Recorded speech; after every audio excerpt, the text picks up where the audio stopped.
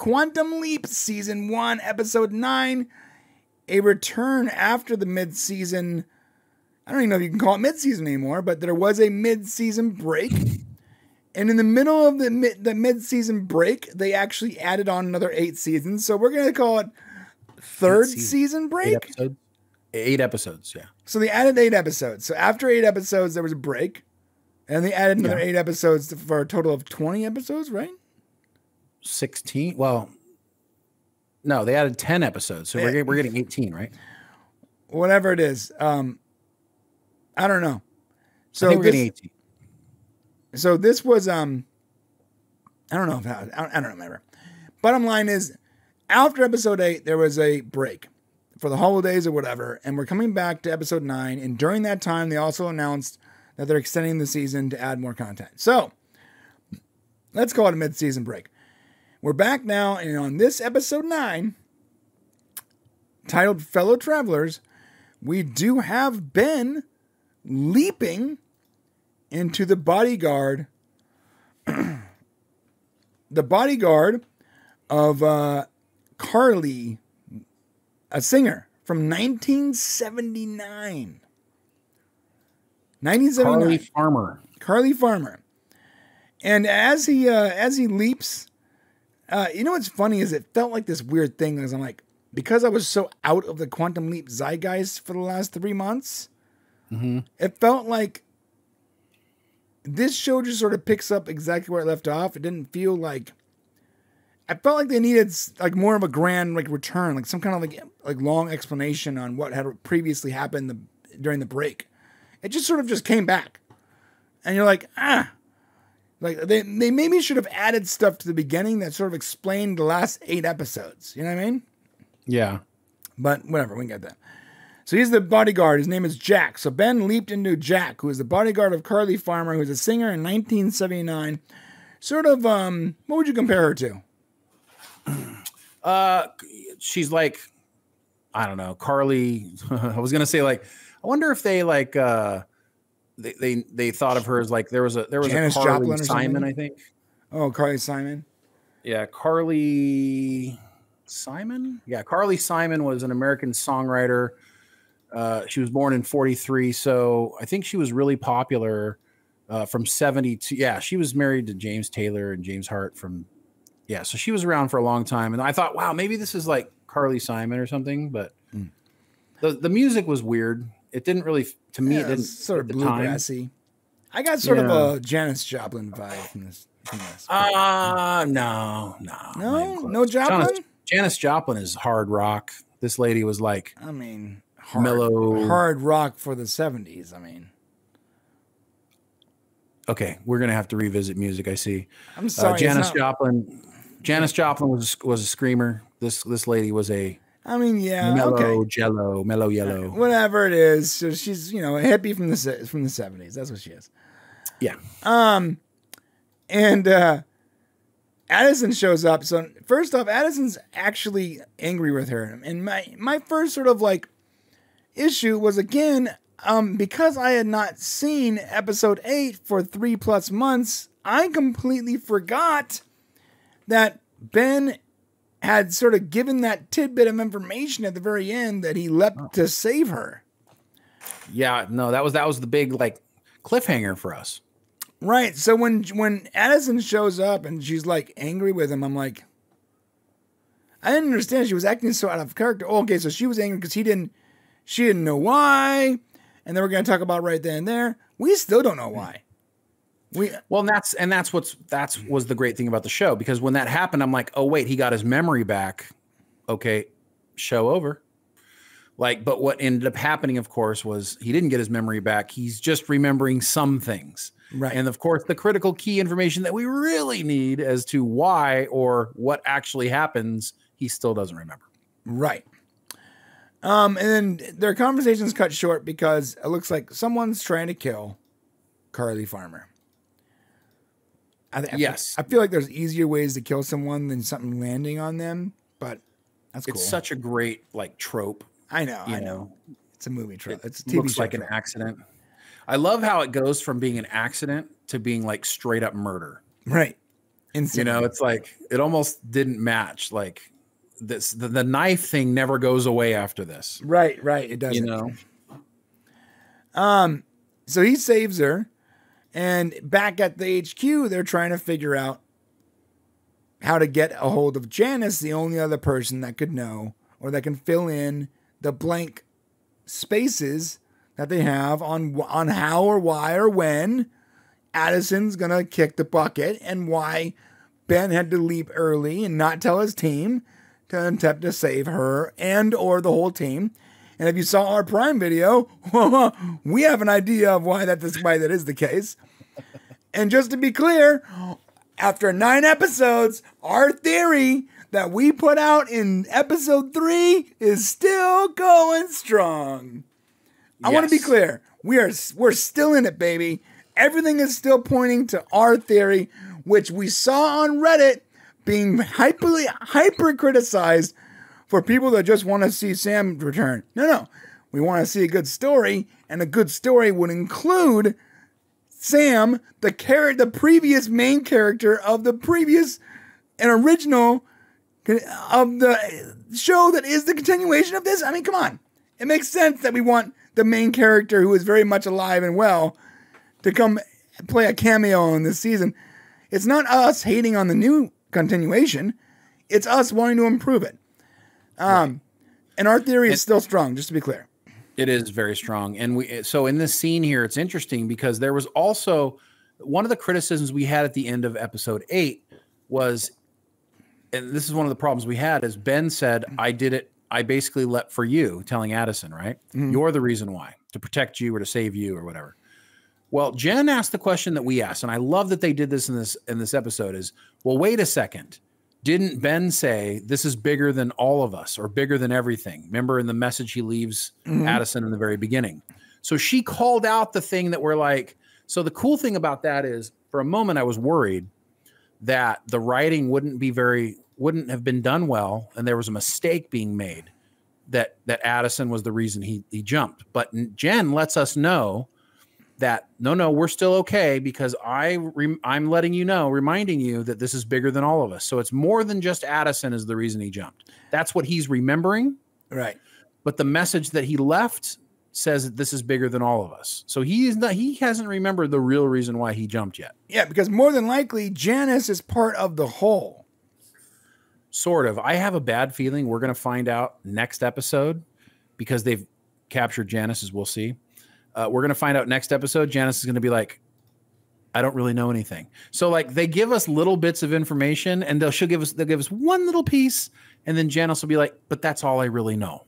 But it won't be enough to really connect us strongly to anything.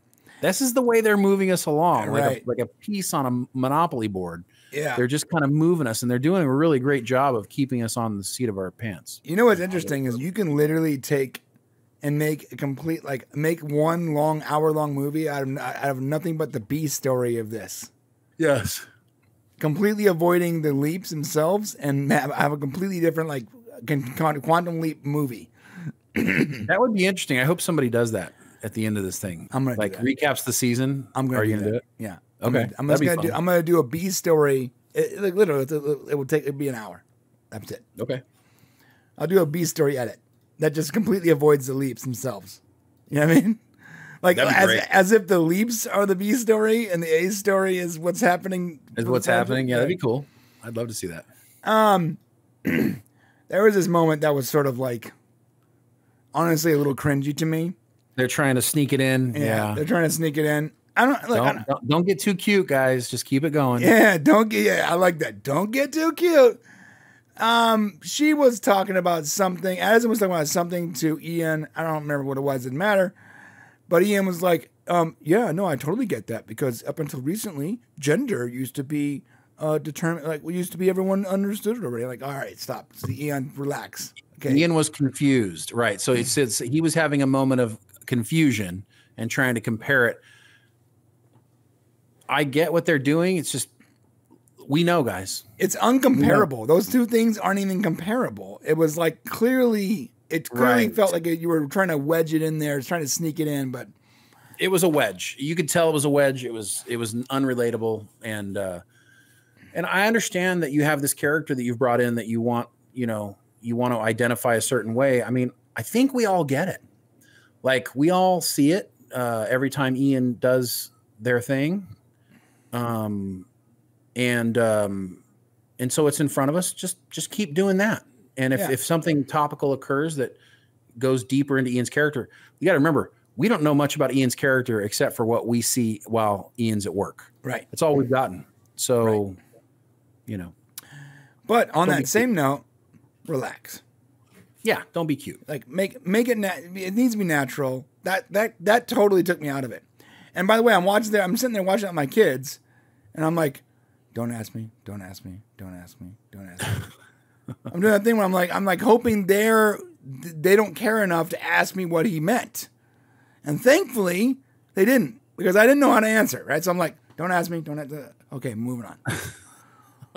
And that's easy to problem. Like, a lot of people, when you're watching like television that's rated PG, and it's supposed to be like a family thing, there is some questions you don't want to be brought up in the middle of your entertainment.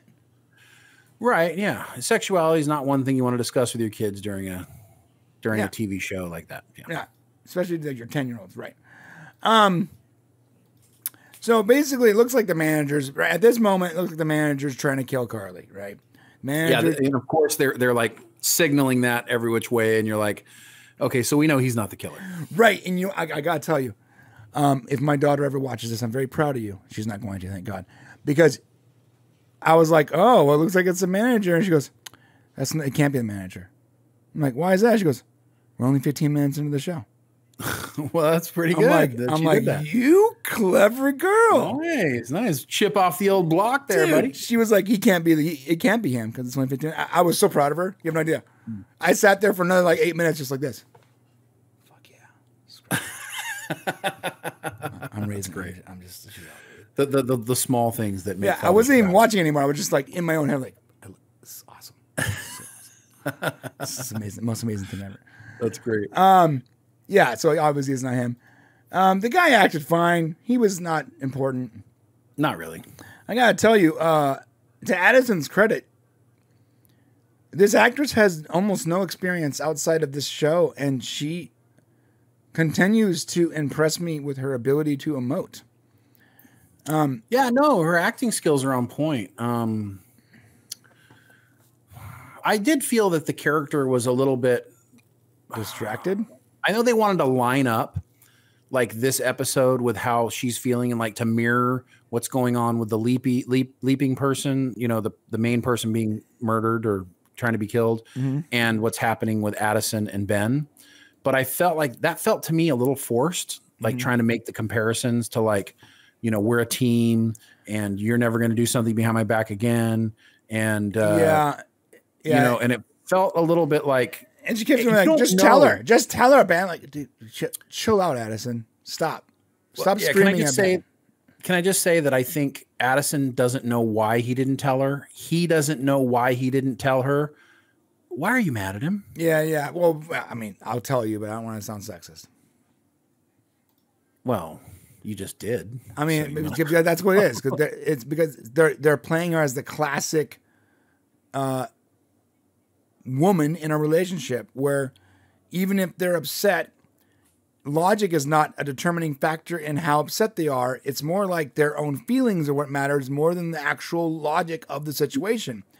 Like when my wife gets mad at me, like she literally did before this show, when she was like, maybe we can leave tonight instead of tomorrow for our annual trip to Yosemite. And I told her, it can't happen. We got to leave tomorrow because when we discussed leaving yesterday, we all decided we're going to leave tomorrow. When we did that, I changed my schedule to accommodate that departure time. Right. If you move that departure time up 8 hours, it ruins me. And her answer was not, that makes sense, because it does. It was, well, it's all about you then. Huh? Well, yeah. Yes. I'm not the one making the rules. We determined the rules of the game. I'm playing by the rules of the game. Don't get mad at me when you want to change the rules and they won't accommodate the schedule. So the same thing is, even though she understands logically that it's not my fault, she needs someone to express her frustration towards, and it's going to be her significant other. That's the way they operate. And I'm not saying not all women, but generally speaking, that seems to be the way in a committed relationship how they operate. So she's acting that way, and it doesn't really fit her character because she's like this military sort of badass, reasonable scientist. Like it doesn't really work. I mean, that's true. I mean, on the good side, she was able to push through the mission. It didn't seem to, when it was important for her not to be, she didn't take Ben out of what he needed to do with it. That's true. So that was good. But I do think that I just think they might have, because they got Ben to say at the end, I'll never do that to you again. But Ben still doesn't know why he did it. Right. So it's not really fair for him to say he'll never do that again because we're a team, when the very reason that he didn't tell her might be that she couldn't know, because that would make her demise happen even faster. Right. Or like whatever. But yeah, we don't know the reason yet. So you can't reasonably say you're never going to do that again when you already did it. But that's what she needed to hear. And you're the same reasonable, logical person. And you know what? Back to my wife. Guess what I did at the end of the conversation? Sorry, babe. I'll get better next time. That's okay. So you know why I said that? Because that's the only answer I can give her. That is going to make her happy and make her feel comfortable in that moment. And I realize it's a farce, and she probably does too. Well, but in this case, it's not a farce from Ben. He means what he said. You can see it on his face. I'll never do this to you again. So I just think that was a little bit. But we know he's going to. We don't know. I mean, he did it before. He's not a different person. I don't know.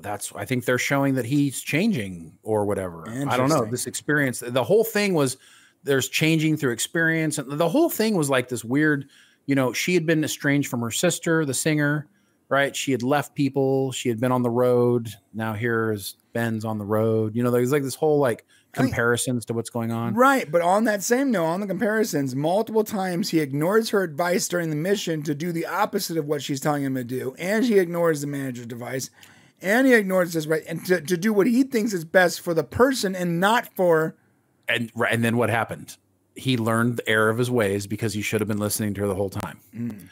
Because at the very end, he finally did what she said for him to do, and it turned out right. And then that's when he said, "You're right, I'll never do it again." So it was almost like a weird lesson this was a lesson for Ben. This wasn't a lesson for Addison. This was a lesson for Ben to figure out.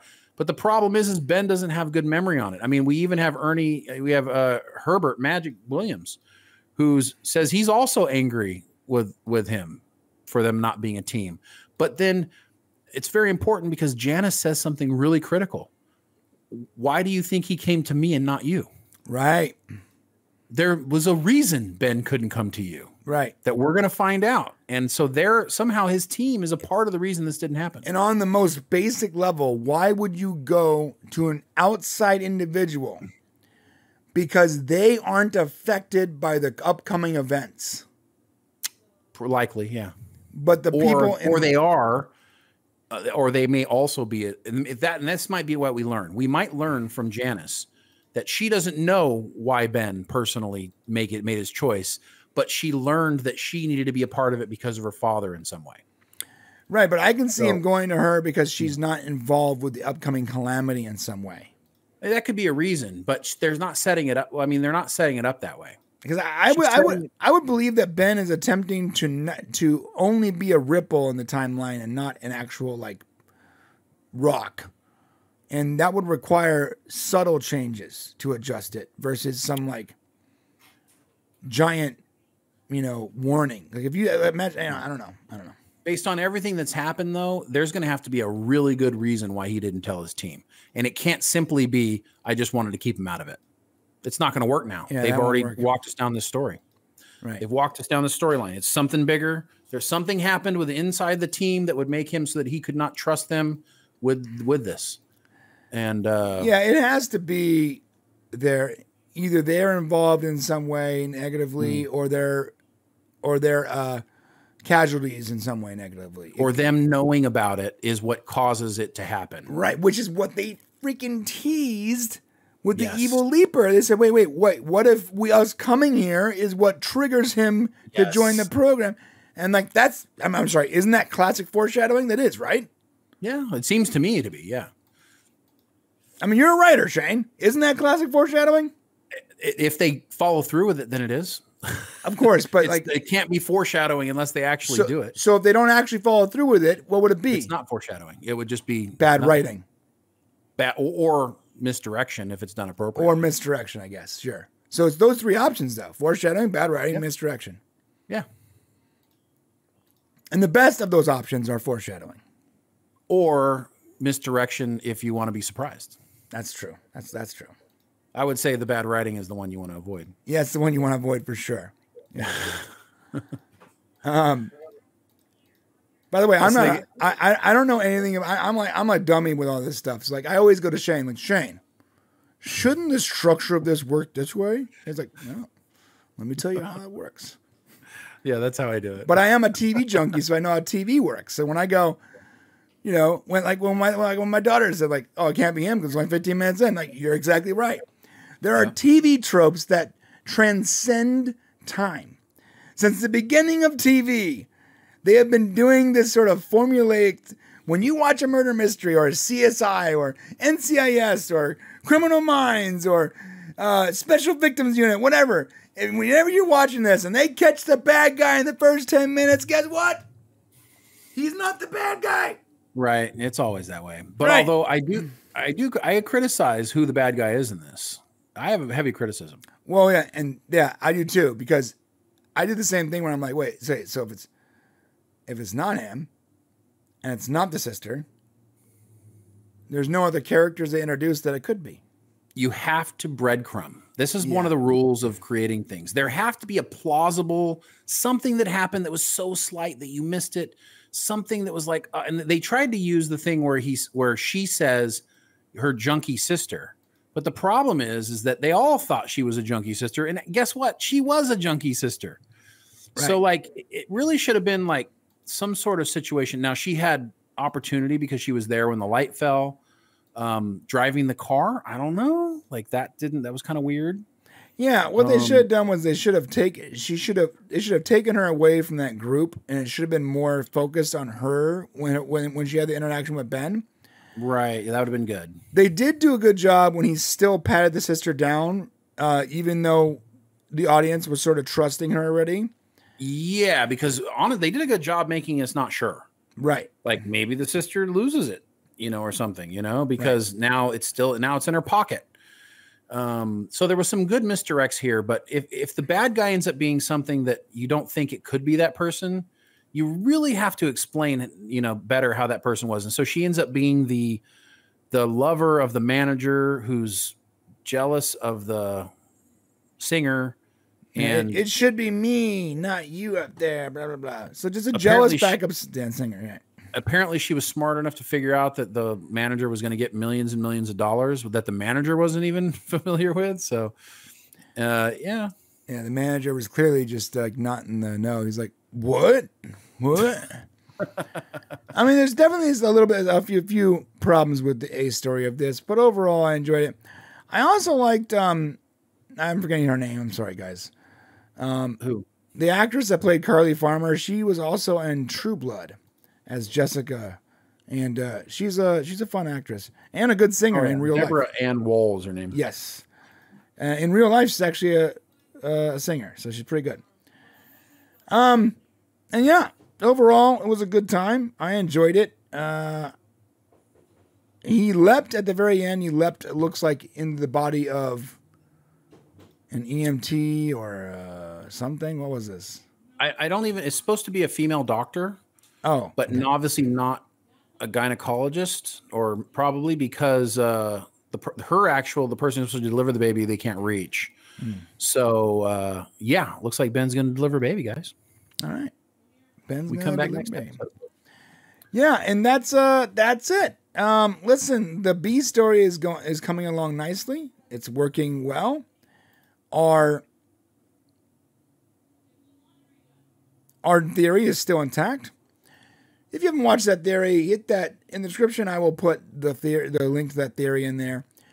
basically, in a nutshell, we believe that Janice is trying to save the team from the government taking control of the system, and Sam's involved. Go watch the video. So far, everything that's happening is pointing to us being correct. And honestly, I remember after we made the videos, this is really entertaining. I really hope that the following episode doesn't introduce a complete change to it that ruins our theory. Yeah. But instead, it's just only shorted up more. So. Right. And all the information, it's just everything's heading towards an interesting point. We'll have to see what happens. I mean, I enjoyed the episode. I'm still not in love with the show. I'm still not like, I'm still not in love with it. I'm enjoying it. I watch it and I'm like, okay, this is good. You know, Ben did a good job playing the character he played.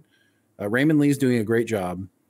Caitlin Bissett is really coming around as a good actress. I kind of like the scene between Jen and Janice a lot when Jen found her in that other country, and Belize, I think it was, and their little exchange I thought was interesting. So that was cool. And so there are good little elements to it. Yeah, I mean, I'm excited to watch next week. I'm just not to the love place yet, I guess is the point. Yeah, I guess I'm not to the love place, but I definitely look forward to it every day, every week. I mean, I guess that's all you can really ask for. Yeah. You know, is it groundbreaking television? Not yet. I don't love I'm not sold on the characters yet. Something's missing. There's some emotional connection that I don't have with them yet. It's just not there. Yeah, I can see what you're talking about.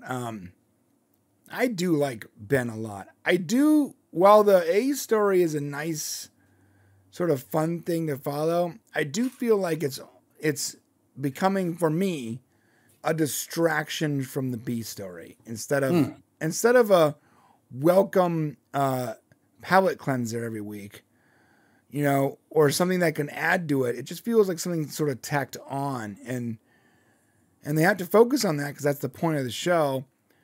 But I feel like I'm watching every week.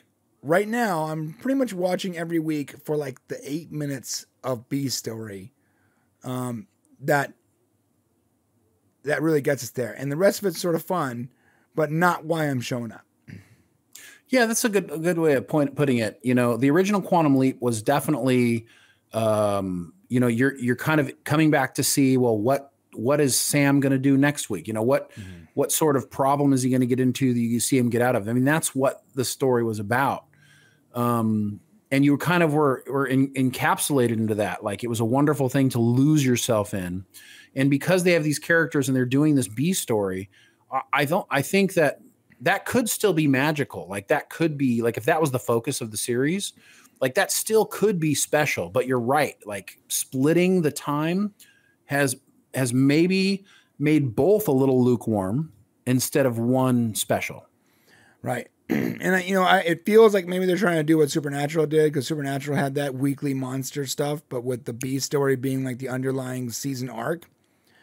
But the thing is, the B story was always just the garnish. And right. the best part about it was the weekly monster that they had to somehow defeat. That hasn't happened yet for this show. I think that's a really great way of putting it. You know, they're both main courses at this point. And one isn't supporting the other. Now, I think this episode felt like it went more to supporting the B story. I felt like we got a lot more B story, and all of the interactions between Ben and Addison were really on developing their relationship more so. Like, there was a lot of that in there. So I felt like it pulled away from like the kind of the main story a little bit, but right. Yeah. All right. Well, listen, that is it for us, guys. Hit the comment section on the way there. Please hit the subscribe button, but let us know what you guys think. You guys stoked for the return? I do believe that it's probably going to be a slow ramp up again, like the first part of the season was. Just takes people a little time to get into it. But I do believe that in the next 10 episodes, we're going to get some good stuff out of it. So let us know what you guys think about Quantum Leap 2022. and how's it going in this episode in particular. And don't forget to come back next week for more Quantum Leap fun as we leap into the following week. I don't know. That was funny.